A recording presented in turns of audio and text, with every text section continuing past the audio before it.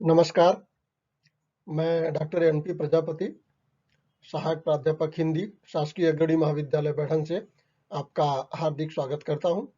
आज हम चर्चा करेंगे रीति संप्रदाय, आचार बामन को लेकर के उनका जो संप्रदाय है, रीति संप्रदाय, उस पर विस्तार से चर्चा करेंगे, जो कि एमए प्रीवियस हिंदी साहित्य का 3rd पेपर है।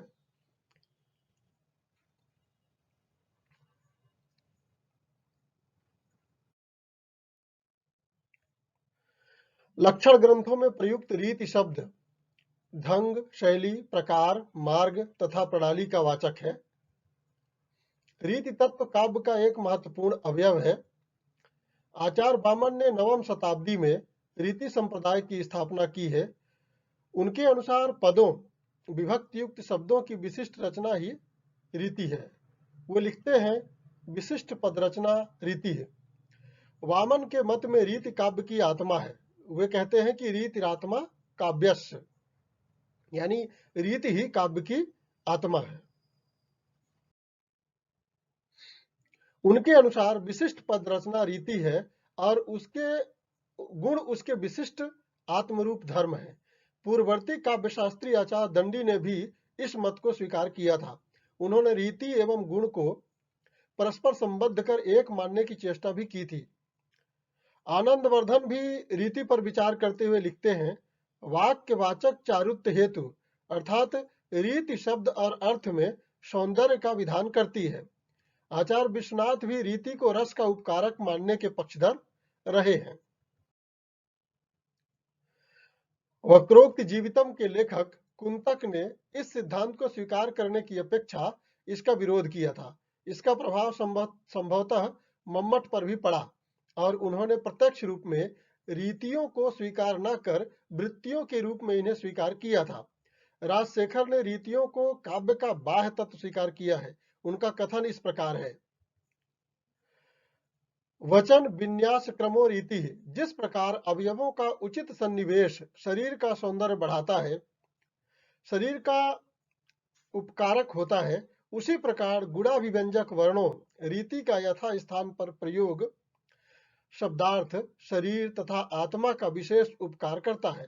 अतः काव्य में रीति का विशेष महत्व है, क्योंकि वह काव्य शरीर का एकमात्र आधार है। आचार्य बामन ने वैदर्भी, गौड़ी एवं पांचाली नामक 3 रीतियां मानी है।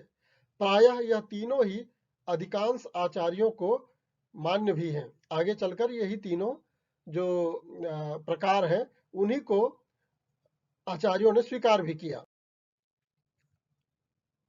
रीति की परिभाषा देखें। रीति काव्य की भूमिका में दी गई डॉक्टर नगेंद्र की परिभाषा और व्याख्या को हम देखें तो यह निकल करके आता है कि रीति शब्द और अर्थ के आश्रित रचना चमत्कार का नाम है, जो माधुर्य, ओज अथवा प्रसाद गुण के द्वारा चित्र को द्रवित, दीप्त और परिव्याप्त करती हुई रस दशा तक पहुंचाती है।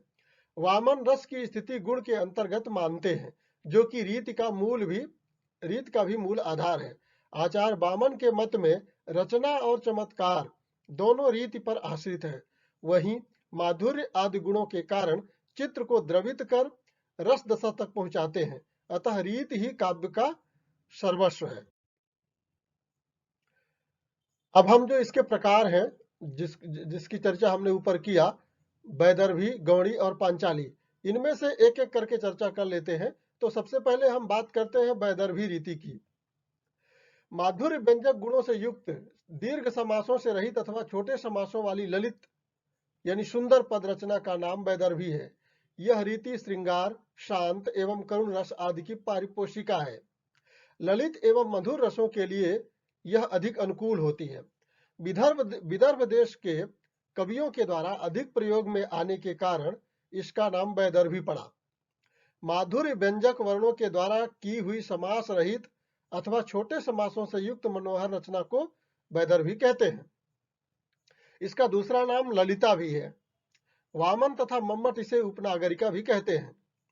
रुद्रट के अनुसार वैदर्भी का स्वरूप इस प्रकार है, समास रहित अथवा छोटे छोटे समासों से युक्त, श्लेष आदि 10 गुणों से युक्त एवं च वर्ग से समन्वित, अल्प प्राण अक्षरों से व्याप्त सुंदर वृत्ति वैदर्भी कहलाती है। वैदर्भी रीत काव्य में विशेष प्रशंसित रीत है। कालिदास को वैदर्भी रीत की रचना में विशेष सफलता मिली है। इस प्रकार वैदर्भी रीत काव्य में सर्वश्रेष्ठ रीति मानी जाती है। वैदर्भी काव्य की एक रीति है, वह रीति या शैली जिसमें मधुर वर्णों द्वारा मधुर रचना होती है। कालिदास वैदर्भी के उत्कृष्ट कवि माने जाते हैं। विशेष वामन के मतानुसार जिस काव्य में रीति, श्लेष, प्रसाद, समता, माधुर्य, सुकुमारता, अर्थव्यक्ति, उदारता, ओजस, कांति और समाधि आदि 10 गुण रहते हैं, वह काव्य रीति वैदर्भी कही गई है। यह सबसे अच्छी रीति समझी जाती है। उदाहरण के लिए आप देख लें, ब्यूटी पार्लर वह नहीं जहां पर श्रृंगार सर्जरी कराई जाती है।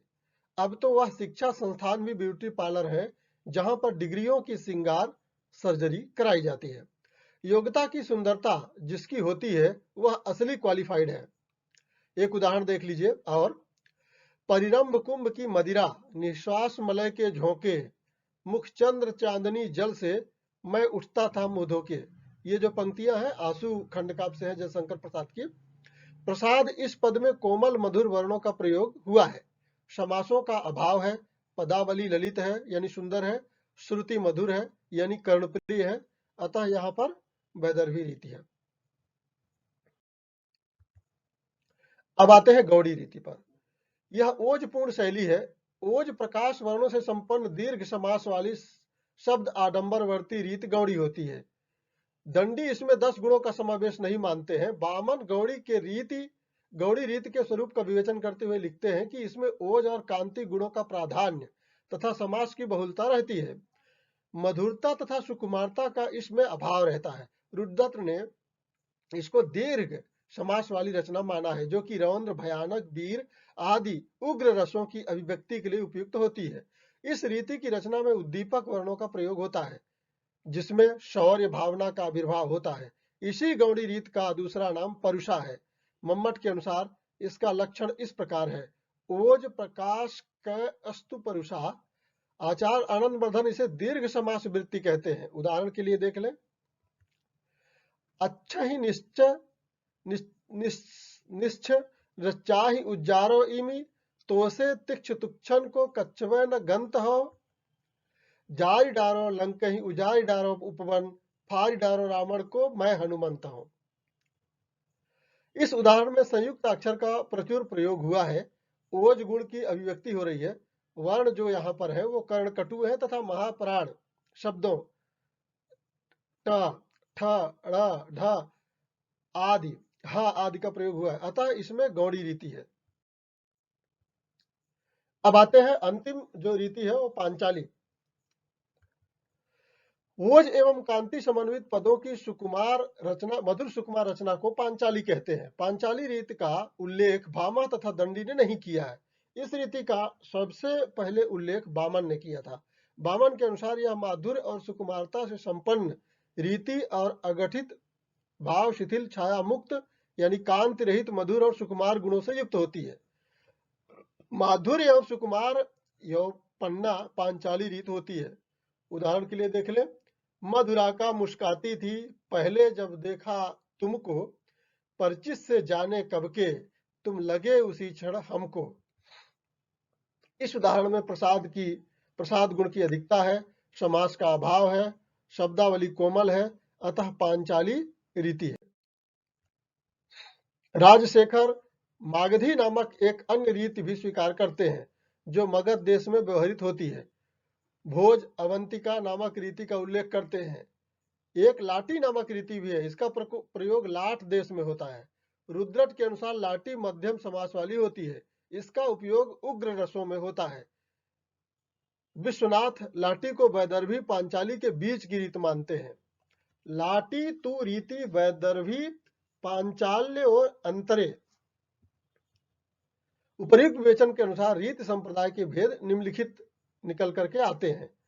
समास के सर्वथा अभाव की स्थिति में वैदर्भी रीति, समास के अल्प मात्रा में रहने पर पांचाली रीति, समास की बहुलता रहने पर गौड़ी रीति, समास की स्थिति मध्यम रहने पर लाटी रीति। धन्यवाद।